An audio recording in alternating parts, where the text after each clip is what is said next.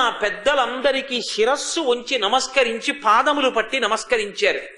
ఉంగరం పట్టుకుని వెళ్ళేటప్పుడు రామచంద్రమూర్తికి వంగి నమస్కారం చేసి పాదాలు పట్టుకుని నమస్కారం చేసి వెళ్ళారు. మీ పని మీదేనండి వెడుతున్నాను అనలేదు. అది ఆయన భక్తి అంటే, అది ఆయన వినయం అంటే, అది ఆయన బలం అంటే, అది ఆయన కృతజ్ఞత అంటే. అందుకే హనుమ పేరు చెప్తే చచ్చిపోయేవాడు కూడా బతుకుతాడనడానికి కారణం అదే. ఆయనని నమ్ముకున్నవాడు చెడిపోవడం అనేటటువంటిది లోకంలో ఉండదు. ఈ విషయం మనందరికీ బాగా అర్థం కావాలనే సీతమ్మ 2 శ్లోకాల్లో ఈ విషయం సుందరకాండలో చెప్తుంది. అందుకే ఆ 2 పైకి శ్లోకాలు అంటారు, కానీ వాటిని మహామంత్రములనే అంటారు. ఆపదలో ఉన్నప్పుడు ఆ 2 శ్లోకాలు హనుమ దగ్గర చెప్తే చాలా ఆయన కాపాడతారు. అలా కాదండి, హనుమాన్ చాలీసా వచ్చింది. తమస్మిన్ కార్య నిర్యోగే ప్రమాణం హరిసత్తమ హనుమాన్ యత్నమాస్తాయ దుఃఖక్షయ కరోభవ ఒక మాట చెప్పింది. రెండో మాట మళ్ళీ తమస్మిన్ కార్య నిర్యోగే ప్రమాణం హరిసత్తమ రాఘవస్తత్సమారంభాత్మయత్న పరోభవేత్ రెండో మాట చెప్పింది. ఈ రెండిటినీ కూడా పెద్దలు సుందరకాండలో మహామంత్రాలని పిలుస్తారు, శ్లోకరూప మంత్రాలంటారు. వీటిని హనుమ దగ్గర చెప్తే చాలు హనుమ యొక్క విశేషమైనటువంటి రక్షణ కలుగుతుంది. త్వయ్యేవ హనుమన్నస్తి అని సుగ్రీవుడు అంటాడు. తమస్మిన్ కార్య నిర్యోగే ప్రమాణం హరిసత్తమ రాఘవస్తత్సమారంభాత్ మయ్యత్న పరోభవేత్. ఓ హనుమ, నిన్ను మాత్రమే నమ్మి ఉన్నాను. నేను రామచంద్రమూర్తిని కలుసుకోవడం, సీతారాములిద్దరూ కలిసి ఆసనం మీద కూర్చోవడం, పట్టాభిషేకం జరగడం నీ వలన మాత్రమే జరుగుతుంది అని నేను నమ్మాను. హనుమ, నీ వలన మాత్రమే ఈ కార్యము జరగాలి. సీతమ్మంతటిది చెప్పింది. అందుకే ఆ శ్లోకం చెప్తే అది మహామంత్రం, హనుమ యొక్క అనుగ్రహం కలుగుతుందంటారు. అలాగే తమస్మిన్ కార్య నిర్యోగే ప్రమాణం హరిసత్తమ హనుమాన్ యత్నమాస్తాయ దుఃఖక్షయకరో భవ. హనుమ, నిన్ను ప్రమాణముగా నమ్ముతున్నాను. ఓ హనుమ, మీ వలన నా దుఃఖము పోవాలి. ఈ శ్లోకాన్ని ఎవరు హనుమ దగ్గర చెప్పినా కూడా ఆనాడు సీతమ్మ చెప్పినది ఎలా నిజమైందో అలాగే ఎటువంటి వారి దుఃఖమైనా సరే ఉపశమనాన్ని పొందుతుందంటారు. హనుమ అంటే హనుమయే. అంతటి మహావీరుడు, అంతటి అనుగ్రహ ప్రదాత, అంత తేలిగ్గా పలికే దైవం లోకంలో లేడు. అంతటి మహానుభావుడు హనుమంటే. ఆయన సాధించలేంది లేదు. అయినా కూడా ఒక్కనాడు ఆయనలో అహంకారం ఉండదు. ఒకప్పుడు సీతమ్మే అడిగింది, హనుమ, ఈ లంకాపట్టణాన్ని చేరుకోవాలి అంటే 100 యోజనముల సముద్రాన్ని దాటి రావాలి. నాకు తెలిసినంత వరకు 3 వస్తారు. ఒకరు వాయుదేవుడు, రెండవ వాడు సుపర్ణుడు అంటే గరుత్మంతుడు, 3వ వాడివి నువ్వు. ఆమె అంత తెలియని అమాయకురాలు కాదు. ఈ 3 రాగలరు. మరి రేపొద్దున్న రావణాసురుడితో యుద్ధానికి వచ్చేటప్పుడు రామచంద్రమూర్తితో ఎంతమంది వానరులు రాగలరు? ఎంతో మంది వానరులు వచ్చి కూడా ఉత్తర తీరంలో ఉండిపోయారా? మరి రాముడితో ఎవరొస్తారు? రాలేరు కదా. యుద్ధం ఎలా జరుగుతుంది? ఈ ప్రశ్న వేస్తే నువ్వు మాత్రమే రాగలవు, నువ్వు మాత్రమే ఇంత కార్యాన్ని సాధించావు. 1కి 4 మాటలు చెప్పింది సీతమ్మ. నిజంగా అక్కడ రామకార్యాన్ని అలా సాధించిన వారు ఆయన తప్ప వేరొకరు లేరు. అప్పుడు కించిత్ అహంకారం కలగాలి. ఆయన అన్నారు, అమ్మా, మద్విశిష్టాశ్చ తుల్యాశ్చ సంతి తత్ర వనౌకసః మత్త ప్రత్యవర కశ్చిన్నాస్తి సుగ్రీవ సన్నిధౌ. అది చెప్పడం కూడా ఎంత అందంగా చెప్తారంటే, అమ్మా, నీకు తెలియని నీజా, ప్రభువులు పట్టమహిషి దగ్గరికి పంపించేటప్పుడు, రాణివాసానికి సందేశం పంపించేటప్పుడు తన దగ్గర ఉన్న పరివారంలో అందరికన్నా తక్కువ బలం ఉన్నవాడు ఎవరుంటాడో అటువంటి వాడినే రాణివాసానికి పంపిస్తారు దూతగా. నన్ను పంపించారు రామచంద్రమూర్తి అంటే దాని అర్థం ఏమిటమ్మా? నేనా బలవంతుణ్ణి? నాకన్నా అధిక బలం ఉన్నవారు, 10 ఏనుగుల బలం ఉన్నవారు, 100 ఏనుగుల బలం ఉన్నవారు, 1000 ఏనుగుల బలం ఉన్నవారు, 10,000 ఏనుగుల బలం ఉన్నవారు ఆకాశం అంతటా సంచరిస్తున్నారు వానరులు. సుగ్రీవుడి దగ్గర ఎందరో బలశాలులు ఉన్నారు. నేనెంతటి వాణ్ణమ్మా? అందరికన్నా తక్కువ బలం ఉన్నవాణ్ణి కాబట్టే రాముడు నన్ను పంపించాడు. మద్విశిష్టాశ్చ తుల్యాశ్చ సంతి తత్ర వనౌకసః. నాతో సమానులున్నారు, నాకన్నా అధికులున్నారు తప్ప నాకన్నా తక్కువ వాళ్ళు లేరమ్మా రాముడి దగ్గర. కాబట్టి తల్లి రాకపోవడం ఏమిటమ్మా? తప్పకుండా వస్తారు. మహానుభావుడు నిజంగా, ఆయన మాట, ఆయన వినయం, అబ్బబ్బబ్బా! హనుమ పాదములు పట్టుకున్న వాడెవరో అటువంటి వాళ్ళందరికీ కూడా అటువంటి వినయం వస్తుంది.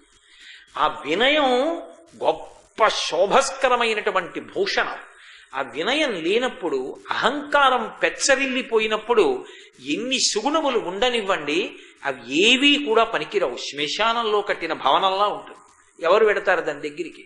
అదే రావణాసురుడు. శ్మశాన చైత్య ప్రతిమో భూషితోపి భయంకర అంటారు వాల్మీకి మహర్షి.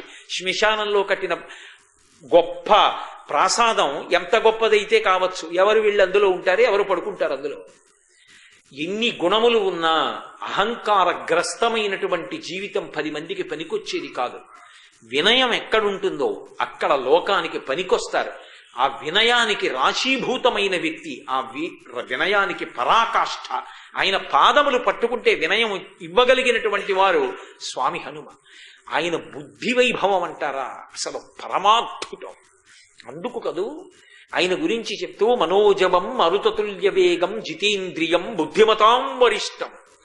ఆయన వంటి బుద్ధిమంతుడు లోకంలో ఎవరు ఉండడు.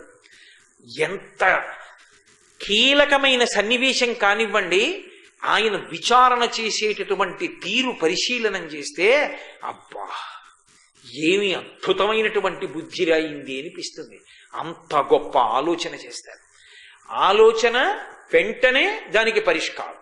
ఎన్ని సందర్భాలు, ఒకటా రెండా? శ్రీరామాయణంలో లంకాపట్టణంలోకి వెళ్ళారు ఆయన. ఆ కాంచన లంక చూశారు. అయ్య బాబోయ్, ఏమిటి కాంచన లంక! అసలు బంగారు స్తంభాలకి వజ్రాలను ఆచ్ఛాదన చేశారు. మహర్షి ఒక చోట ఒక అద్భుతమైన ప్రయోగం చేశారు. సవీష్మజాలం బలవాన్ దదర్శావ్యాసక్త వైఢూర్య సువర్ణజాలం యదా మహత్స్రా వృషిమేఘజాలం విద్యుచ్చినద్ధం సవిహంగజాలం అన్నారు. రావణాసురుడి యొక్క అంతఃపురంలో పుష్పక విమానంలో ఒక కిటికీకి ఒక తెర ఉంది, ఒక పరద. ఆ పరద చూడ్డానికిట చాలా బలంతో హనుమ చూడవలసి వచ్చింది. ఎందుకని అంటే మేఘమండలం మీద పక్షుల బారు వెడుతుంటే ఎంత అందంగా ఉంటుందో మీరు ఎప్పుడైనా చూశారో లేదో నాకు తెలియదు. తెల్లవారుజామున కాసేపు ఏదో వ్యాయామం కోసం నడిచే వాళ్ళకి కనపడతాయి అప్పుడప్పుడు. నల్లటి మబ్బు పట్టి ఆకాశం ఉంటే కొంగల బారు వెడుతుంది. వెడుతున్నప్పుడు కంటి చూపు వెళ్ళినంతసేపు వెడుతుంటే కొంగలబారు వివిధ రకాలైనటువంటి ఆభరణమా ఆకాశానికి అన్నట్టు, ఒకసారి ముత్యాలహారం వేసినట్టు, ఒకసారి వడ్డాణంలా అలా మారిపోతుంది. ఆ పరద కదిలితే ఎలా ఉంటుందంటేట, ఆకాశం మీద మబ్బుల బారు వెడుతున్నట్టుగా ముత్యాల పరదాకి పెట్టబడినటువంటి ఆ వైఢూర్యములతో చేయబడినటువంటి పరద కదిలితే అలా ఉంటుందట. ఒక కిటికీ పరద అలా ఉంటుంది రావణాసురుడు అంతఃపురంలో. దాన్ని సవీష్మజాలం బలవాన్ దదర్శ. అంత బలంతో చూశారు. అంత బలంతో చూడడం అంటే ఏమిటి? చూడ్డానికి బలం ఎందుకండి అంటే, కన్ను అక్కడే నిలబడిపోయి, మనసు అక్కడే నిలబడిపోయి, ఎందుకు వచ్చాడో మరిచిపోకుండా ఉండాలంటే బలం ఉండాలి. వచ్చింది సీతాన్వేషణానికి, ఆ తెరలు తలుపులు చూడడానికి కాదు. అలా తల తిప్పుకోవడానికి అంత బలంగా చూడవలసి వచ్చింది. అంటే ఆ లంకాపట్టణం ఎంత అందంగా ఉంటుందో చూడండి. అక్కడ ఉన్న రాక్షసులు అంత బలవంతులు, విచ్చుకత్తులు పట్టుకు తిరుగుతూ ఉంటారు. అందున సీతాపహరణార్థైన రావణేన సురక్షిత. సీతమ్మను అపహరించి తెచ్చాడేమో రావణుడు, మరింత జాగ్రత్తగా ఉన్నాడు. ఆయన అక్కడికి వెళ్ళి చూసి, అయ్య బాబోయ్ ఏమి కాంచన లంక! చతుర్నామేవ హతిం రావణానాం మహాత్మనాం వాలిపుత్రస్య నీలస్య మమరాజ్ఞశ్చ ధీమతః. ఈ లంకాపట్టణానికి ఎవరొస్తారు? 4 వస్తారు. మహా వస్తే నేను వస్తాను, మా ప్రభువు సుగ్రీవుడు వస్తాడు, యువరాజు అంగదుడు వస్తాడు, వాలిపుత్రస్య నీలస్య నీలుడు వస్తాడు. ఆఖరికి ఇమామపై ఈ లంకాపట్టణం ఇంత దుర్భేద్యంగా ఉంది, ఇక్కడికి రాముడే రానివ్వండి. వస్తే మాత్రం రాముడు మాత్రం ఏం చేయగలడు ఇక్కడ? ఇంత దుర్భేద్యంగా ఇన్ని కోట్ల మంది రాక్షసులతో ఉంటే అని వెంటనే అనుకుంటారు. ఇది నాకు అనవసరమైన ఆలోచన. లంక ఎలా ఉందో చూడడం, సీతమ్మ జాడ కనిపెట్టడం. ఇక్కడికి వాడొస్తాడా వీడొస్తాడా నాకెందుకు? భూతాశ్చార్ధా విపద్యంతే దేశకాల విరోధిత అర్ధానర్ధాంతరే బుద్ధిర్ నిశ్చితాపి నిశోభతే ఘాతయంతి కార్యాణి దూతాహ పండితమానిన. ఆయన రాలేడు, ఈయన రాలేడు, నేనొచ్చాను అని 10 మాటలు అనుకుంటే అహంకారం వచ్చి, అహంకారం ఉన్నటువంటి దూత ప్రభువు యొక్క కార్యక్రమాన్ని పాడు చేస్తాడు. నాకెందుకు, అది విచారించవలసిన వాడు రాముడు అంటారు. ఎంత బుద్ధిమంతుడు! ఆఖరికి ఆ లంక పట్టణానికి అధిష్టాన స్వరూపం, లంకిణి అంటాను తెలుగులో, సంస్కృతంలో లంక అని అంటారు. ఆమెని నిగ్రహించినప్పుడు ఆవిడంది తలుపులు తెరిచి లోపలికి వెళ్ళమంది. ఆయన లోపలికి వెళ్ళలేదు. అద్వారేణ మహాబాహు ప్రాకారమిప్లువే ప్రవిశ్య నగరీం లంకాం కపిరాజ హితంకర. ఇందాక నేను మీతో అన్నానే, మహర్షి మరిచిపోరు. కపిరాజ హితంకర, సుగ్రీవుడి యొక్క హితాన్ని కోరిన హనుమ అన్నాడు. ఏమిటి సుగ్రీవుడి యొక్క హితం? హనుమకి రావణాసురుడికి ఏమీ శత్రుత్వం లేదక్కడ. కానీ హనుమ యొక్క ప్రభువు సుగ్రీవుడు, సుగ్రీవుడికి ప్రభువు రాముడు. రాముడి భార్య సీతమ్మని రావణుడు అపహరించాడు. అందుకుని సుగ్రీవుడికి శత్రువు, తన ప్రభువుకి శత్రువు, తనకి శత్రువు. ఇది ఆయన ప్రాజ్ఞత.